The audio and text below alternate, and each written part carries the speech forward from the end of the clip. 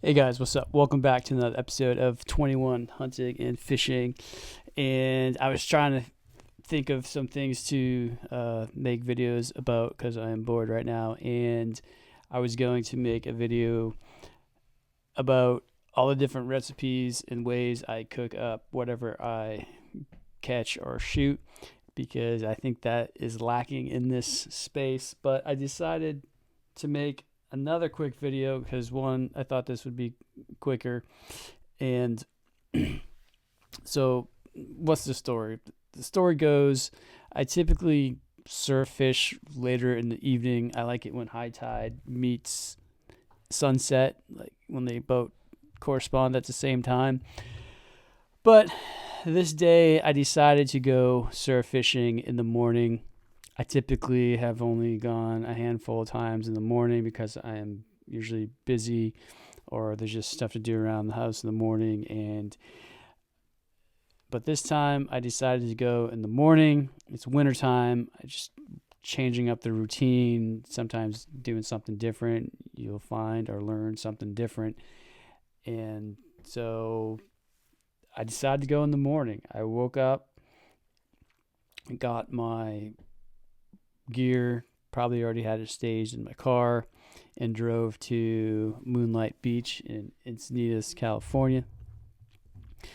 Get there, it's dark. I can hear the surf is pretty rough. This around this time, the surf was kind of strong. Honestly, I typically wouldn't have fished in this strength surf either, but sometimes the best time to go fishing is when you can go. So I get out of the car, I can hear the waves, and I walk to probably about 200 yards, 150 yards to the beach.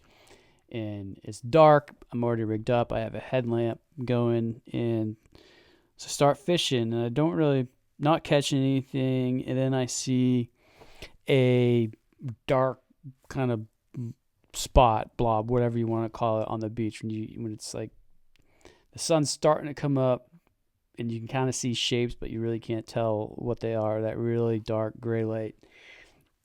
So I'm fishing, not thinking much of it. Very popular beach. People leave stuff on the beach all the time. So the sun starts coming up a little bit more, and finally it's bright enough where I don't need a headlamp. And I walk over to this blue barrel right here. So it's probably 20 gallons or so, something like that. I don't quite know. I didn't really take measurements. And blue to me typically indicates that it's a water barrel of some sort. So I still didn't really think much of it. But it had this odor of fuel. There's definitely fuel inside of this. I was like, that's weird. Still not really thinking much of it. I mean, stuff washes up on the shore all the time. No big deal. It's a big ocean out there. Plastics floating everywhere. And then I see another barrel, not pictured, but it's on its side, and there's a worker that is emptying trash cans at the beach. This is a popular spot. They got like fire pits, there's a concession stand, there's a kid's playground, there's a quite big lifeguard building, not just like a lifeguard stand, but like a whole building with a garage and stuff. And he looks at me and I look at him, and he's on the phone like he knows something. It's kind of weird. He looks at me and goes, "Un barco." And I was like, "Yeah, a boat. Yeah, it came from a boat." And then that was it because he only spoke Spanish. This is just a close up of the barrel. Not a big deal. I don't know what this says. It's like MHGLOB. So MH Global. And this looks like a date, 9/3/2024. I can't tell what this says right here. Doesn't matter. What does it say? How do I make this bigger? Hold on a second.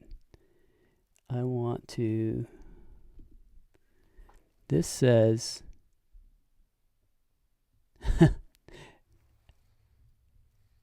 Do not reuse for food or drink. Notice, do not reuse for food or drink. Some other lettering over here. Anyways, so there's this barrel here, and so now I see two of these barrels, and that's pretty weird. So now I'm thinking, I don't know, maybe a boat capsized or something, and now these barrels just floated to shore. Still not really making me think anything too crazy. Again, this is Southern California. There's a whole bunch of boats out there. Stuff falls off, washes on shore all the time. Not a big deal. So I start walking down the beach as I typically do. I walk up and down the beach all the time when I'm surf fishing. Then I see this life jacket on the beach. I was like, okay, it's starting to get weird. And then I don't have the photo on this slideshow, but there's a life jacket strewn all the way up and down the beach. And I would say it's almost like someone placed them. Like every 10 or 15 yards is like another life jacket and another life jacket and another life jacket. These are nice life jackets, right? I mean, looks like right off the shelf from Walmart or something. And I'm pretty familiar with this beach, and I look north and I see this blob kind of in the water, and I can't really tell if it's moving or anything because it's pretty far down there. And I was like, that's weird. Okay, now something weird's going on. There's no rock or anything down there. It's just completely sand, coastline right here. And then I realized what it was because the waves were making it wash back and forth, and it finally turned in such a way that I could see it was like the silhouette of a boat. I was like, this is really weird. So I actually start like running down the beach, right? There could be someone stuck in the boat. Obviously something happened. Evidence of someone in distress. There's debris on the beach. There's life jackets on the beach. And I recorded it all on my GoPro, but I didn't feel like downloading or anything. But you can imagine I'm just running down the beach, passing these life jackets. And then, so here's another photo looking back down the beach where I came from. So now I'm facing south, and you can see a life jacket in the sort of mid ground there. And then you probably can't see it because it gets pretty small, but life jacket strewn all the way to like where that middle white building is, just short of that. So it's pretty far. And what do I find? I find a boat. So there's this boat just in the surf. I don't know how big this thing is. You can probably estimate. I'm thinking this is about a 22 to 24 foot boat, just built for just piling humans on as much as they can. Nothing but seating, a makeshift driver's seat, and a steering wheel, and a Yamaha 200 horsepower motor on the back of this thing. So who knows, that motor's pretty expensive motor.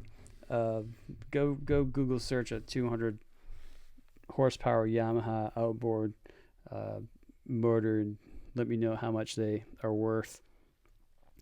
So at this point, I run up to the boat, and because now is there someone still in it? Like, what's going on? And you can never really tell from the photos. Taking photos of waves or of like steep hills, the hills never look as steep as they really are. The waves never look as big as they really are.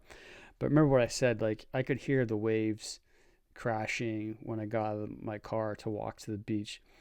And you can see a wave coming in this photo, but what you don't see is me almost getting crushed by this boat as a wave comes. As I'm trying to look into it, a wave comes and almost tips it over onto me. And so at that point, I was like, well, I need to let someone know because if nothing else, this is a hazard to navigation, and someone needs to come and get this thing and do something with it. And obviously, at this point, I put two and two together as well. The boat was used to smuggle humans into the United States. All those life jackets were, for said humans, and they just beach the boat, jump off, and what you don't see but behind me is a stairway to one of the side streets, so it's like a beach access, and it's probably a decent spot to try to gain entry into the United States, because they drive way out to sea. That's why they need all the extra fuel, and they drive straight into the beach. And at 2 or 3 in the morning, what have you, there's not going to be anyone on the beach. And, the people that live in these houses on top of the cliffs probably aren't going to see them anyway, even if it was daylight, because they're probably, I don't know what kind of view they have or whatever. But point is, there's a blind spot because of these cliffs. So the people that were smuggling the other human beings knew what they were doing. So what do? I didn't know what to do, so I just called 911. I explained the situation, and the dispatcher said they would send a sheriff to check it out. I never saw a sheriff show up, but I did see shortly thereafter I made the 911 call, a lifeguard started driving towards me from where I came from. So remember I said there's like a big lifeguard building with like a garage and things like that. So the lifeguards here have these red Toyota Tacomas, and they just drive them on the beach. So I see this red lifeguard truck start to drive towards me. It has its emergency lights on, I guess, like those yellow flashing lights on top you see on any sort of emergency vehicle.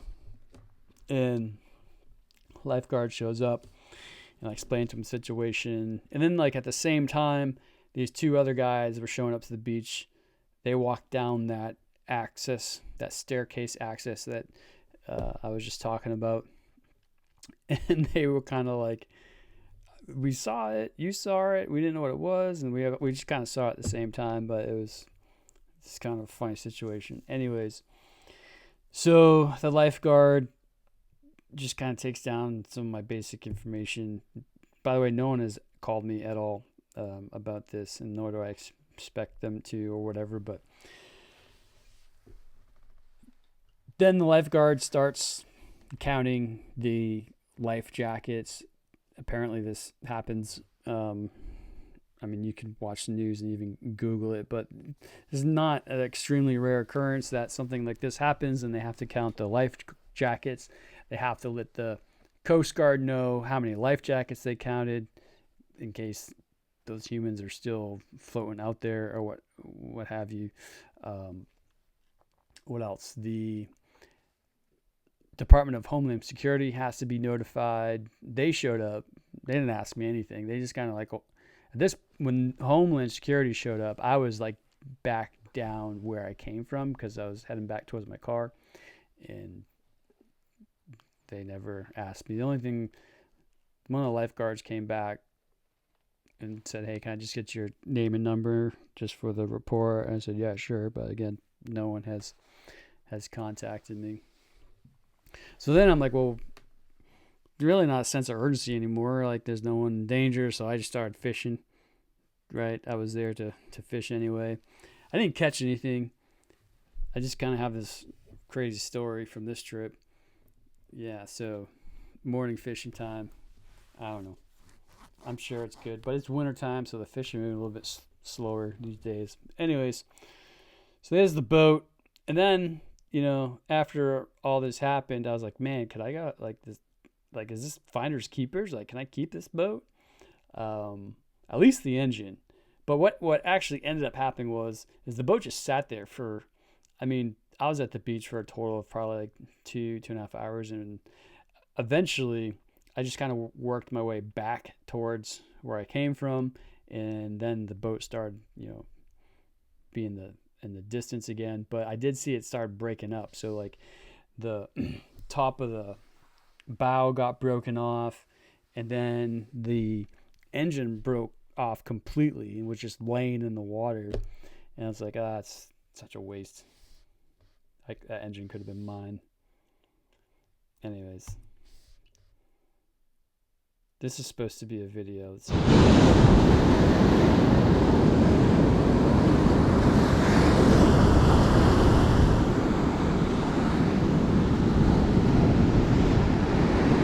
The lifeguard just stand and watch, I guess, making sure. I mean, if it starts floating back out to sea, then it really becomes a problem.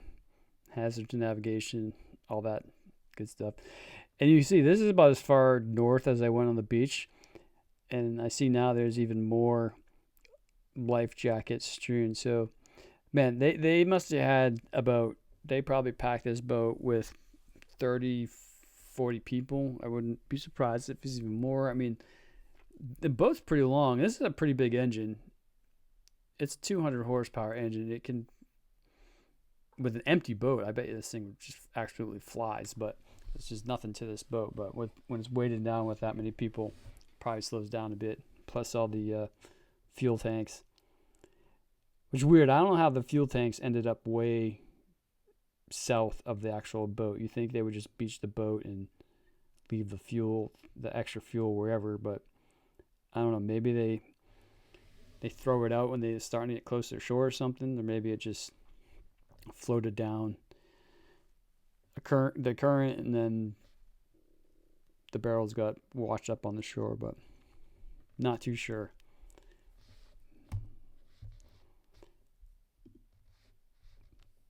So this is supposed to be a video. It's not working. Here's the, I think he's like a lifeguard supervisor or something, but then you see someone else standing here and be like, yeah, look, I'm walking along the beach and there's a flipping boat just there. And there's a nice Toyota that the lifeguard's driving around on the beach. And that's it. You see my Carolina rig, that 1 ounce egg slide sinker. 1 ounce. Why 1 ounce? Because in surf like this, you need heavier weight to get down to the fish. 6 pound line, pretty light rod. It's about as heavy as a weight as I cast on this rod. Anyways, doesn't matter. So yeah, there's the boat before it started getting broken up. Wonder what they do with something like this. I figured they would keep it for evidence or something. I don't know. They could figure it out where these boats are coming from somehow. I mean, the engine has a serial number, right? Figure it out. Anyways, this was supposed to be a video. It doesn't seem to be working. I don't know what's going on. I just walking down the beach, talking to the lifeguard or something. And yeah, that's it. I thought it was a kind of a unique story. How often do you find a boat as a result of illegal and illicit activity on your fishing trip? Well, I did. That was interesting. I've heard of other stories of people, well, just finding gruesome things wash up on the shore. It's California. You never know. But that's the craziest thing that I've ever found fishing or hunting or whatever. If you've ever found something crazy, uncovered some sort of crime while you were hunting or fishing, or found something that you just you were surprised by, leave a comment below. Could be fun.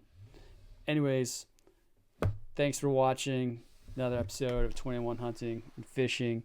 Kill something, drag it back to the cave, and eat it. Until next time, see ya.